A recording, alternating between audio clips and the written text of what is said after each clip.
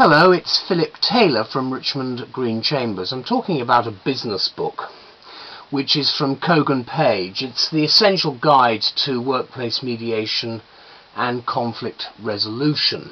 It's an important book because obviously it covers those aspects of human resources, as it's now called, and also of course employment law for people like myself. I've given this review a title.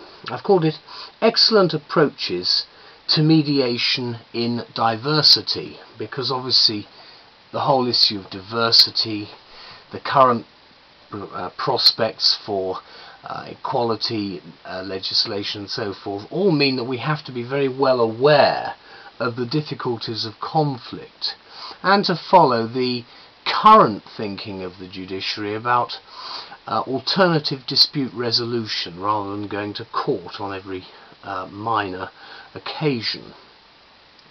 The two authors, Nora Doherty and Marcelas Guyler, have produced, I think, a very good book. It's an excellent guide to modern mediation techniques, which we, of course, at the bar are very encouraged to look at. Their analytical review of dispute resolution has direct significance, of course, to our need for stronger policies on diversity in the modern workplace today. And the book, therefore, is clearly a practical approach on how to deal with the confrontational aspects of challenging behaviour in modern businesses without resorting to the courts at first instance. And it's got Rebuilding Working Relationships as a subtitle, which I think is very helpful. It's a common sense book for both the business professional and the lawyer advisor prior to the litigation process. And it's great for reflective practice, in my view, on how to respond to conflict in most working environments.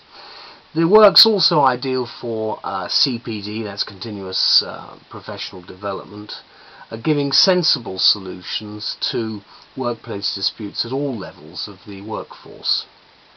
The guide also gives advice concerning why conflicts arise in the first place, and the methods of dispute resolution, how mediation can be developed in the workplace, and things like team mediation and group dynamics, many of which you'll have had when you've been on training courses with your own businesses.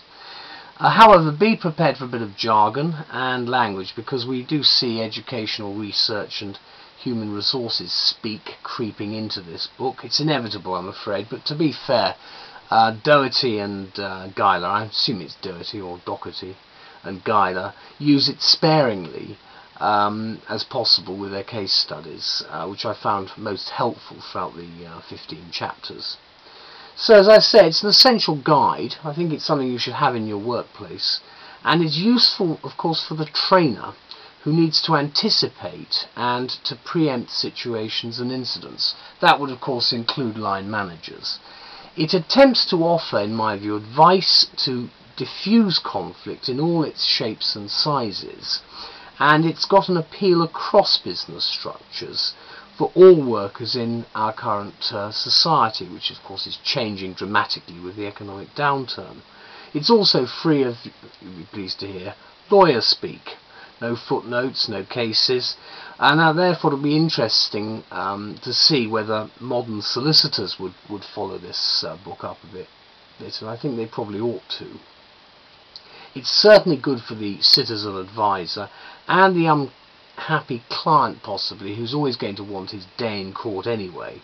So in reality, this essential guide is a guide to survival by mediation, where behaviour has become the ultimate challenge itself, and not just for the boss, but for all colleagues.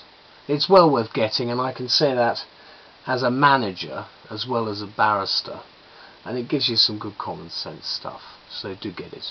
Thanks very much, bye bye.